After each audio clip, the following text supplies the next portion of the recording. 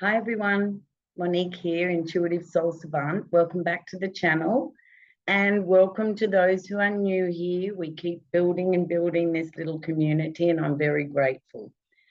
So I have a video today. I have very important information and I'm going to start with the energy. And if you want to hang around at the end for the actual dates and degrees, you're most welcome. I have a lot of viewers that I went to school with, born in the 60s, so I know that they don't actually study astrology, but they do understand the energy. And I know we have a lot of other 60s born out there, and we're building. Drop into the playlist. There's evergreen videos there, so you can watch them forever, and hopefully they might soothe and comfort you, especially if you're going through challenging Pluto aspects. All right, let's get on with it. So today's video is about Mars in Cancer. And Mars is going to retrograde in Leo and come back into Cancer. Now, this energy is going to be hanging around for a very long time. And when we talk about Mars, the energy of Mars is action, will, and in the astrology chart, it's an activator. So wherever Mars goes around the horoscope, it is activating the energies of the other planets that it makes aspects to. Okay, so Mars is fiery. We know it's the red planet. It also rules war, so it can be quite aggressive, like there's a shadow and a light to Mars. It takes action, it's pioneering, it'll head out there first to try something, to do something. So, you know, there are positives to Mars. Now let's talk about Cancer. So Cancer is ruled by the moon. So Mars and the moon are very different energies, and Cancer is a very different energy to Mars. Cancer is it's a very receptive energy. It's very emotional. If we think about Cancer and the crab, when Cancer natives, Cancer energy, when it is hurt or wounded emotionally, it hides under its shell. So Cancer therefore rules the home, where we feel safe, where our security lies, where our personal security lies. Cancer is also a very nurturing sign. So it's all about the family, the moon, the mother. So Cancer natives very much are very comfortable and secure in a family situation at home, nurturing children. Cancer also holds the family patterns. Okay, whether they're good patterns or dysfunctional patterns. Cancer rules those patterns. It's emotionalism, as I said, and moodiness. And Cancer gets a bad rap for being moody. And the reason that is because Cancer is ruled by the moon, and the moon only takes 28 days to go around the sun. So therefore, every 2.5 days, the moon is in a different energy, a different sun sign. So the moon and the Cancer beings take on that energy every 2.5 days. Some days they'll be up and bouncing around, and some days they'll be quite melancholy or reflective, especially when the moon transits through Capricorn. So with Mars in Cancer, it is quite uncomfortable for many people. And those people that will feel the uncomfortableness are people who were born with the moon in Cancer. Also, people who have personal planets in Cancer. And the personal planets are the Sun, the Moon, Mercury, Venus, and Mars. Right? So they're personal planets that affect you and your personality. So having Mars trigger these energies in a person's chart, it's going to be quite activating. like I said. So I have spoken to people with these Cancer placements, and I've also spoken to Aries people, and Aries, Mars rules the sun sign Aries. So if you think of any Aries in your life, they get up, they go, they exercise, they move. They've got to move that energy, that fire through their body, because their ruler is Mars. So they are already feeling this energy. Now, Mars ingressed, went into Cancer on the 5th of September. And I'm making this video in between the two eclipses, because these eclipses that we're experiencing late 2024 are very connected with this Mars ingressing into Cancer and retrograding back in Cancer and being there for 6 months. So we're all in this energy, whether you've got planets in Cancer, whether you've got planets in Aries. Okay, so the other signs that will be affected by this Mars in Cancer are Capricorn, because Capricorn is the polar opposite to Cancer, Aries, like I said, and the polar opposite of Aries, which is Libra. And the next eclipse is in Libra. So remember, with eclipses, they don't just happen when the full moon happens or when the new moon happens.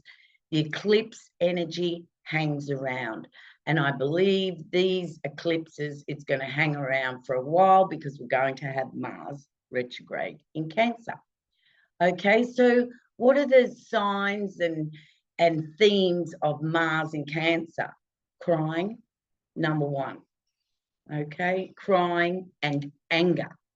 When we say emotionalism, there's a lot of different emotions on that scale, but the ones that we're very familiar with are crying, grief, sadness, and anger, rage, frustration.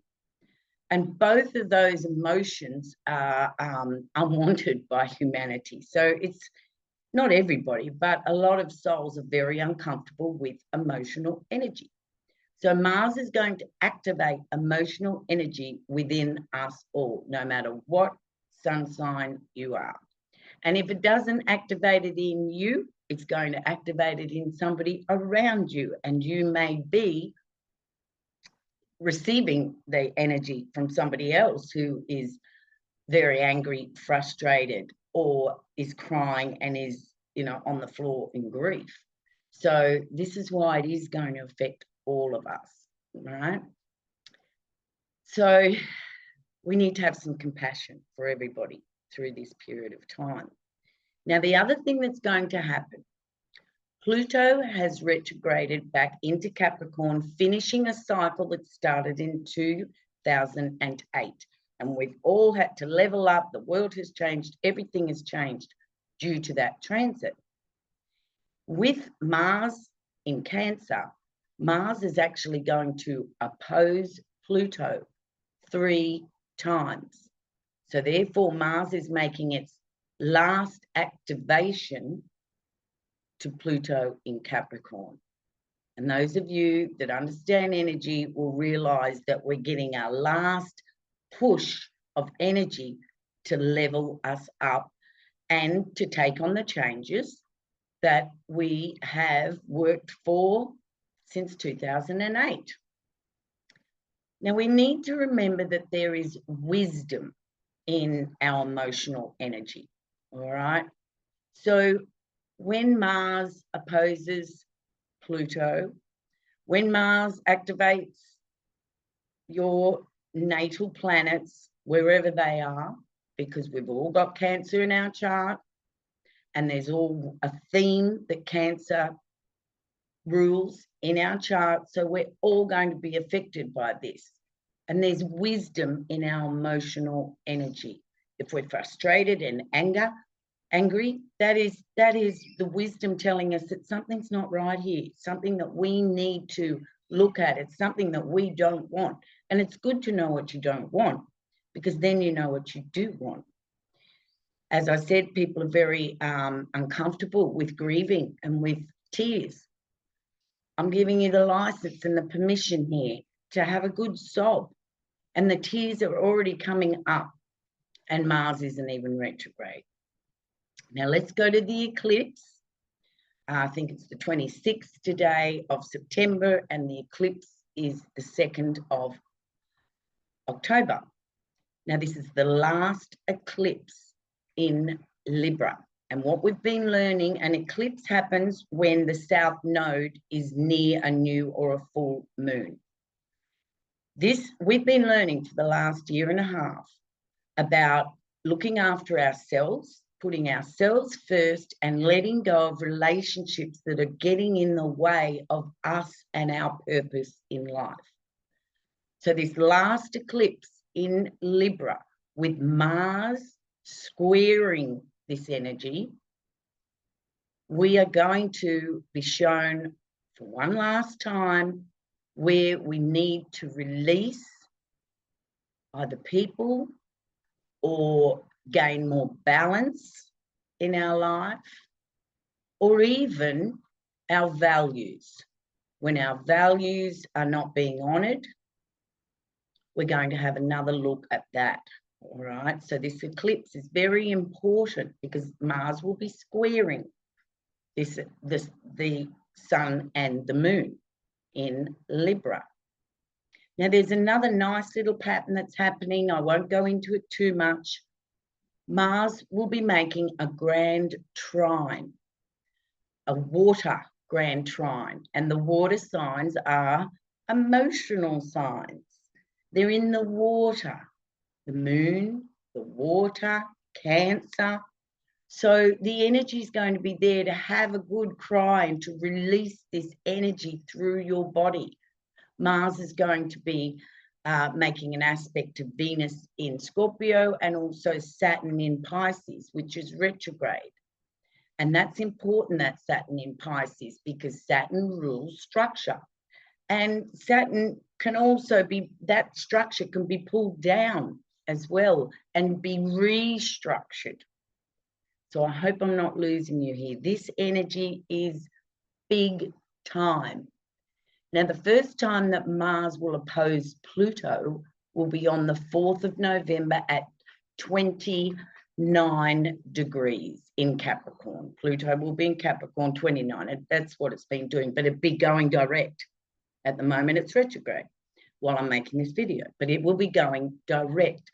So that's another force of energy, kick in the pants for us to move forward into the new energies of Pluto in Aquarius, which also happens late in November the 19th. Now, the next time that Mars will be opposing Pluto will be the 3rd of January at 1 degrees in Leo. Now, Pluto is going to be spending 20 years in Aquarius, opposing Leo. So this Mars transiting through Cancer is tying up the loose ends of the Pluto in Capricorn, because Mars will be opposing that Pluto, and also awakening and activating the energy of Pluto in Aquarius by opposing that Pluto, but from the Leo perspective.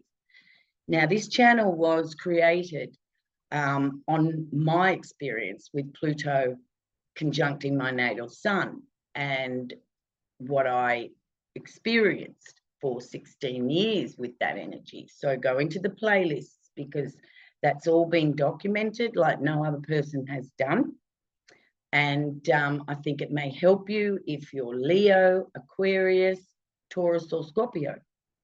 All right, so this energy of Mars transiting through Cancer is going to activate us all. And it's a long transit. So the next time that Mars opposes Pluto will be the 27th of April. And that is at 3 to 4 degrees of Aquarius. So these early Aquarians, like the 22nd, 23rd, 24th of January borns, 21st, 22nd, 23rd, 24th of January borns, of July borns, October borns and of April borns, okay? Those early signs that think they're on the cusp, but they're actually not. You are true to your sign.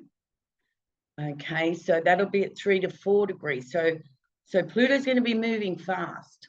Pluto doesn't usually move very fast, but from November until April, Pluto will be moving through the first 4 degrees of Aquarius, sorry, and Mars will be opposing, okay? So I'm going to give you the actual dates of what Mars is going to be doing so you can understand a little bit more. So Mars went into Aquarius on the 5th of September, and it gets all the way, Mars went into Cancer on the 5th of September, and Mars gets all the way into Leo at 6 degrees 9 minutes and stations retrograde, okay? And that will happen on the 6th of December. I hope I'm right here. Yeah, no. So it'll get to 6 to 9 degrees. And then, and then on the 6th of December, it will retrograde back into Cancer. So all of this emotionalism and everything that we're going through, we're going to have that activating energy come back over what we've experienced for review. Okay, so I'll say that again. So Mars will get to 6 degrees and 9 minutes of Leo, station retrograde, and by the 6th of December, it will be at 29, 30 degrees of Cancer, retrograding. It will retrograde until the 24th of February. And it comes back to 17 degrees. So we're not in the shadow yet. Now, what a shadow is where the planet's been and where it comes back to. So we're not in that shadow energy. As I'm making this, Mars is at 11 to 12 degrees of Cancer. So once it gets to 17 degrees, then we say it's in the shadow. So for whatever's going on with us, where our personal planets are, what degrees they are, that will determine how personally we will be affected by this energy. So it clears the shadow on the 2nd of May, 2025. So we're going to be in this energy until the 2nd of May, 2025. That's a lot of months. So I don't want to confuse everybody because it can get confusing. And I know not everybody is an astrology student, as I said. So I hope you've stuck with me. You can check the dates out for yourself. I will probably make another video. Just remember that when energy comes in, like this energy, like Mars, the activator in Cancer, and the emotionalism and all that sort of business, we get used to it, okay? It's uncomfortable at first because it's new energy, but we get used to it. So when Mars stations to start going retrograde, that's going to be new energy for us as well, that retrograde energy. And then when Mars stations to go forward again on the 24th of February, 2025, then that new energy of Mars full bore going into Leo, not to retrograde again for a couple of years, that'll be different energy as well. So all I can say is let's have some compassion for each other. You know, there'll be hotheads, cranky pantsers around. You know, there'll be crying from people that don't normally get emotional. And it's also lethargic energy. I must say that as well. Because Mars is in a sign that likes to be at home and receptive and dreamy and lay around, so, you know, sort of just be gentle and at peace at home, You know, we don't have a strong fire energy here. We have a strong water energy. We have a fire activating a water energy. And what do we get when we put fire to water? We get boiling water.